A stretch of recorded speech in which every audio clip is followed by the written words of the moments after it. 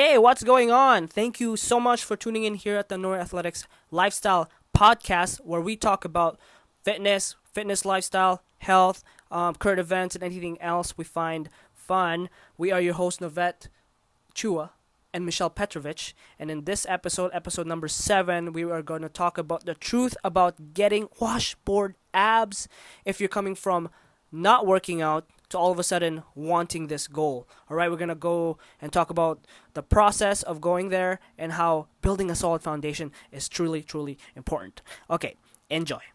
All right, what's going on? Episode 7, Nori Athletics Lifestyle Podcast. Wow, that was so fast. Yeah. So, welcome guys to episode number 7. This one we're going to try and keep it just a short one. Or honestly, to be honest with you guys, we're just doing it to stay consistent.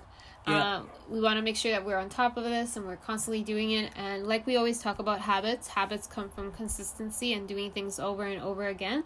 So I feel like as much as we don't have as much time today, I still wanted to get this in. Yeah, so there's like no expectations, no try not to be perfect. You know, there's no like cutting or editing in this, just us talking. I kind of want to talk about the process of getting in the best shape of your life. And what that means for other people, I guess. Yeah. For how it's different for everyone. Right? Yeah, so first of all, you want to define what that is, right? It can't be vague. It can't be like, I want to be healthy. I want to lose weight. I want to lose weight, because anybody can lose weight, right? You can just stop eating, you'll lose weight. Right? Yeah. But you won't necessarily get the body that you want. So we had a client, and when she defined her type of goal, hers was pretty much like feel really confident in a bikini, washboard abs, basically. Yeah, jump up and down and nothing's jiggling, everything is tight, and I'm like really like beach body, like think the ideal beach body. Right, so there's a couple, like especially from someone that's starting from scratch, like that hasn't really that just goes to like classes, that just kind of like eats healthy by just thinking whole foods, natural, but doesn't really know about like calories, calorie deficit, how to like work out for specific things, right? So what I'm really trying to get at is, in order for someone like that to reach that type of physique, they have to have a skill set. Getting that type of body does require a skill set, just like any career or anything that requires you to create something great. Like playing a piano is a skill set, cooking is a skill set. Because in reality, getting a beach body in that sense, that's what's the word I was looking for? Wow, that just slipped my mind. I was gonna say it's mastery. It's mastery. So getting a beach body is mastery. Yeah, it's like you've mastered something completely. Yeah. In my opinion. Yeah. Like for me, like when I was trying to reach my ideal body, the goal that I wanted to achieve, it took me maybe 4 years. I would say 4 years. But the 3 years prior to that was a lot of trials and errors. Was a lot of learning, research, trying different things, right?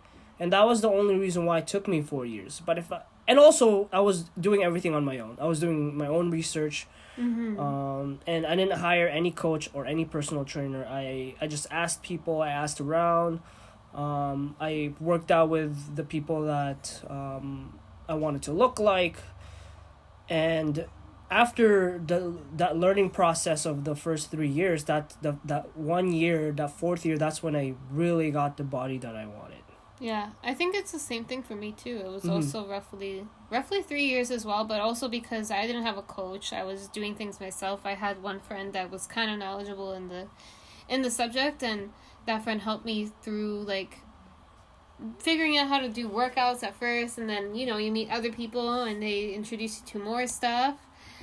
But yeah, it also took me a while. It was a lot of trial and error because not everything is the same for everybody, right? Yeah. So you have to figure out what works for you, what you can handle, what you can like you can practice on a daily basis, because to get those results, you have to be practicing what you're doing for a while. Yeah. Right?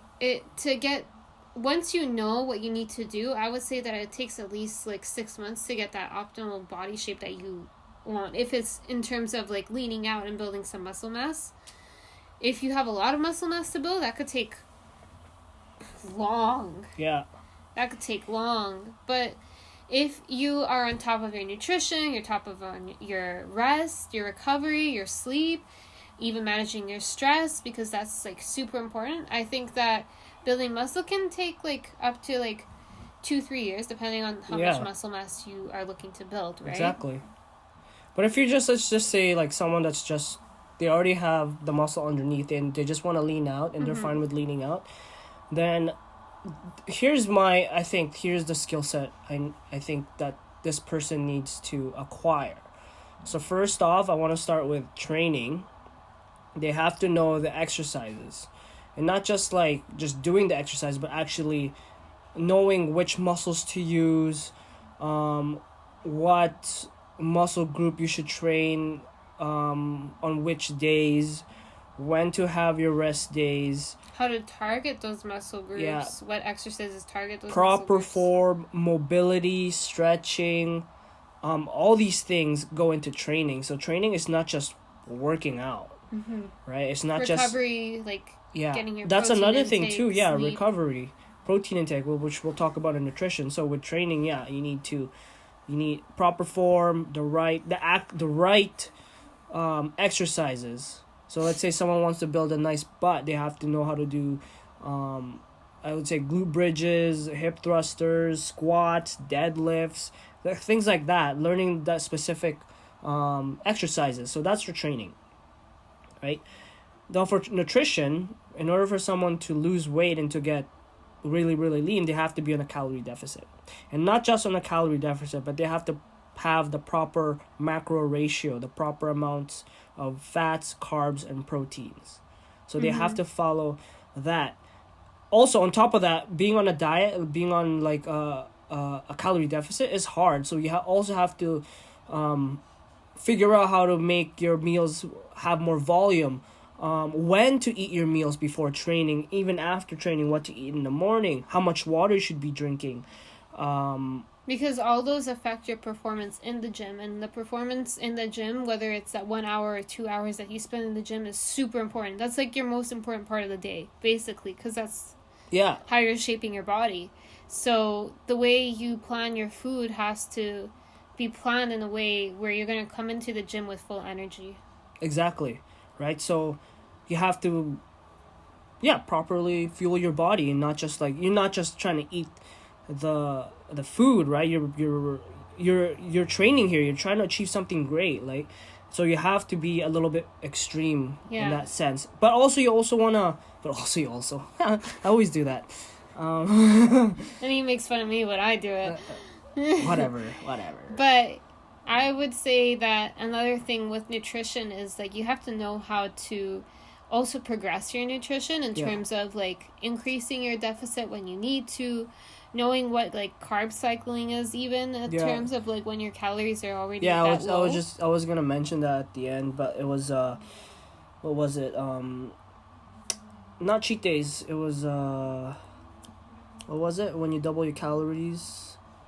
Refeed days. No. That's what I want to say. Refeed days, or aka cheat days, or like diet breaks, right? That's what it really is. It's also to teach kind of shock your body, right? And because what happens is, if you're on a calorie deficit for too long, your body gets used to that. Just like training, if you're doing the same thing over and over again for a little while, right, your body is eventually going to get used to it, and it's going to stop giving you results. So you have to change things up, but specifically and scientifically. You can't just like, oh, I'm going to eat as much as I can this day. So there's that factor too. Yeah, so it's calculating how many calories you're intaking and basing your refeed off the calories that you're intaking. Now, there's also carb cycling, which you can use to help you in terms of training as well. So let's say you have like a heavy lifting day, or you have a leg day, right? And you need that energy, but the calories that you're currently on is like doesn't provide you that much energy. You can take calories from specific days and put it onto those days, which are your high caloric days, and train those days with the heavy lifting. So that's another thing to like add of all the skill sets that you need. Yeah, you want to take advantage of the refeed day.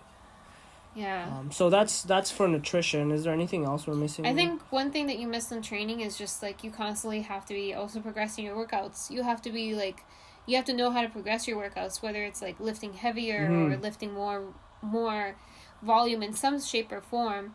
You have to know how to do that and what that means. What does volume mean? Like you can't just go into the gym and work out. Like people that get these type of bodies that you see on stages or you see models, they actually have a specific program in place that's adjusted to progress their bodies. Yeah. So that you're actually building muscle. Because if you keep lifting the same way, or you keep doing the same exercises, you're not progressing and you're not going to build muscle mass. There's also cardio. And cardio, There's cardio too. So most people, they have to do cardio. Not for the sake of losing weight. Well, yeah. But only because like there's two ways you can lose weight. So being on a calorie deficit, that just means you need to burn more calories than you're consuming, right? So you can either lower your calories or add in cardio. The reason why most people add cardio is because their calories are now so low that they can't even cut anything out, right? So this is when reverse dieting comes in, which is another thing that we'll talk about probably in another podcast. Big subject, very controversial.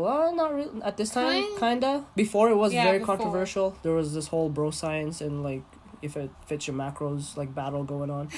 I think it's still going on, but whatever. But yeah, there's this whole other thing. Anything else we're missing with? We got cardio. Recovery is just the only thing. Yeah. Supplementation. Yes, supplements. Yeah. So, drinking protein shakes when you can't get in your protein, because protein is super, super important. So if you're always on the go, you're consuming protein shakes, whether it's as like protein pancakes or just a shake or like something at night or adding it to your yogurt. Like that's why you find people adding protein into like certain foods, because that's the quickest way to get a lot of protein in. And vitamins. Vitamins are super important because yes, you're on a deficit, so the amount of nutrients that you're bringing into your body is far less. Yeah, it's limited. And I know that when I did my major dieting for the prep, I wasn't taking any vitamins, and I was literally like a zombie. Yeah. So that was my mistake for not supplementing. Like you have to take omegas, you have to take vitamin C to keep your immune system up, iron for females. You have to take magnesium for your body, like for your muscles to recover and for your sleep.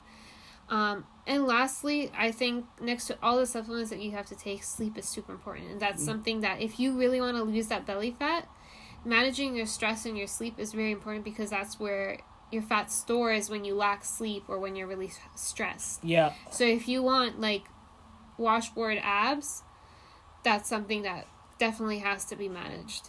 Yeah, and this is just the truth, guys. Like, I know there's other ways. Other people have done it in different ways, but this is just our experience and the way we see it. Like, you don't have to do, like, bodybuilding style of training. You don't have to do, like, the bodybuilding style of cardio. But the principles are almost the same. Like, you have to... You pretty much have to eat less. Burn more calories than you're consuming. Not eat less, sorry. And that's when it gets tricky. That's where the art is. Yes.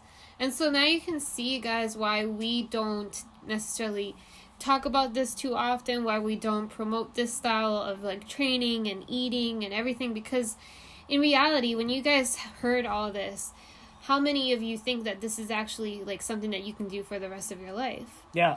Probably not. Like, unless it's really, really your lifestyle. Like that's just the way you live. We know people they've committed themselves to being in the best shape or being in this type of lifestyle, and they're just used to it. But general population, they can't. I would say not. Yeah. No, and if you are thinking that just because your body looks a specific way, that's going to boost your confidence, I'm going to tell you right now, from my personal experience, from my clients' personal experiences, that no, that is not true. To a point, yes, but do you need washboard abs to be super confident? No, it's actually what we found made us feel confident in ourselves was just finding a routine that fits our lifestyle, that makes us feel healthy, something that we can create wins with constantly, and something that is sustainable that allows us to create those wins constantly, right? I think that, to me, once I found something that just fit everything in my life and that made me feel energetic, made me feel good, and that, you know, I looked not too bad, you know, and I knew the little tricks of how I can make myself look a little better if I wanted to. I think that's how I gained my confidence. Yeah. Not to say that, like, getting washboard abs is bad. Like, I still want it. That's still one of my goals. But that is, like, I would say I would put that at the back seat. My main goal right now is just to have a lot of energy. It's just to obviously not be overweight, not be too chubby. I want to be, like, athletic. I want to be mobile. I want to be able to move better. Because when I was competing, I wasn't, like, I was strong, but I wasn't athletic. I wasn't, not trying to explain this right. I wasn't in my ideal fitness. Because I was just sticking to machines. I was just sticking to weights. It's more for looks. Yeah, it was strictly for looks, yes. And my energy was very, very low. I looked good, but I didn't feel good. Yeah. So that just goes to show, guys, that it's not always what it seems like. If you guys see, like, Instagram models, or you guys look in a magazine, even those people that are on top of the magazines, they've had to diet down for those shoots. Like, they don't look like that always. And, like, when you look at people, like, I don't know, Instagram models even, some of them use Photoshop, or some of them, like, pose a specific way to hide the way they look 100%. Pay attention to who you're following. Like, follow those that are authentic, that you can actually connect to, not someone that's you know, faking it, that's even lying to themselves, right? So why would you follow someone like that? And there's that for both males and females. Yes, females get a lot of the backlash now, but that's because females are more more aware of that, than males are, I think. And I think males are still critiquing themselves so much, and they don't see when a guy uses Photoshop, or if a guy poses a specific way to make his arm look big, or you know, but guys do that too. And I think that when we scroll through Instagram or Facebook or any social medias, we have to be very aware of what we're consuming, being conscious of who we're consuming and what they're doing. Because if you see that they're training a specific way that you can never train, don't use them as an example. Find someone else. Always follow someone that has what you want, and they have been where you have been. Because I've said this before in one of our episodes, because they all know what you're going through. Like, if you're following someone that's already been fit, and it's always been fit, always been athletic, they've been in sports, they won't understand what you're going through. Yeah. And you won't be able to connect with them either, right? Like, you're just going to end up putting yourself down for not looking that way, or not achieving what they have, even though you've been trying so hard. But there is a way to still get this body without having to kind of go through that type. Well, you have to go through, but not in the beginning. So what I'm trying to say is you have to build a very, very strong foundation. These people that you see that have been fit all year long, they're lean all year long, they've been fit all their life, but you know that they had a backstory when they were kids, or like when they were younger, they weren't at their they weren't in shape, right? And they were able to keep consistent now because they have built a very, very strong foundation. Yes. Yeah, so even the way they eat still is a specific, like, to you, that might be maybe dieting at this moment, right? But to them, it's very habitual. Like, they just know what they're going to eat. Or the way they train is just very habitual. Like, they know how to train. Yeah. Like, they've done it for so long. And I think we're getting to that point slowly, right? We're not even there. But you've been training for how long? A while. Probably like I would say for me, 7 years. I was probably you. But for me, it's like I started training 2000, like seriously, I started training 2010. Oh, so 10 years. Yeah, about 10 years. Wow. 10 years. So yeah, there you guys go. Like 10 years, 6-7 years, like it takes a while, and we're still even building our foundation. Like we still have hiccups along the way, but we have this, like, we feel like the longer you do this, the more you do this, the more you practice it, the more you go through trial and error, you start to build these natural, like, guidelines for yourself, you know, and like you can only go like so much backwards before you start to feel like, oh, I can't keep that. I can't keep doing it that way. I have to go back into my routine. Yes. Type of thing. There's a word for it, but I can't figure it out, so I'm just going to describe it that also, way. it was so much easier for me when I was younger because I had no responsibilities, right? I was just like, my main focus was fitness. Just to get abs in order to get laid. That was my reasoning, and it was a very strong why, to be honest. No, but I wanted to say is that, like, not expectations, but you kind of have these ideas or like these values and beliefs of yourself and what you should be doing. Yeah. And when we start to break them, those values and beliefs bring us back to the routine that like is good for us again. Yeah. Right? And so it's about you reshaping your values and your beliefs around training and nutrition to slowly get you to those washboard abs or like whatever you want. That beach body. Yeah, and what Michelle means by values is like what is truly important to you. You'll notice what is important to you internally, because doesn't matter what kind of change you make, you will always go back to some sort of behavior when it gets hard.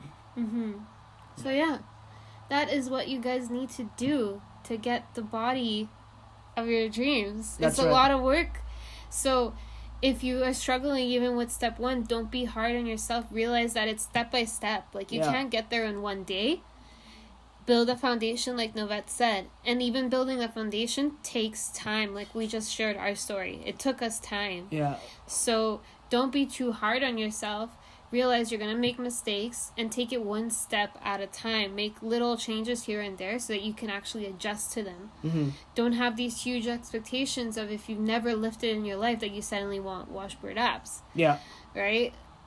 Understand it's a step-by-step process, and if you eliminate these expectations, you're going to have a far better journey, an enjoyable journey. But one thing I did want to suggest for you guys, we do have our 30-day free trial. So if you guys are looking to build that foundation, or you're trying to kick yourself back up into the groove again, we are offering a 30-day free trial of our online pro wellness program where we help you build these sustainable habits to build that foundation that we're talking about. Yes. So if you guys want, the link will be popped in below, so make sure to click that link and sign up for the 30-day trial, guys, because you guys have nothing to lose. We will help you with building the habits for training, building the habits for nutrition, everything to build your self-confidence back up, which is what you need to continue and just to feel good in your bodies. And these are for the people that have been fit and fell off the wagon because life got busy, or for those people that tried so many things. Yes, they're jumping into different diets. They're doing like bodybuilding style programs, or like just really like P90X type of programs, like something extreme, and they keep trying it and trying to keep failing. This is for you, that we build you a solid foundation. Something that's sustainable, doable for long term, and then you guys can go from there with the education that you have. That's right. All right, so thank you for listening to episode number 7. We'll catch you in number 8. Yes. Bye-bye.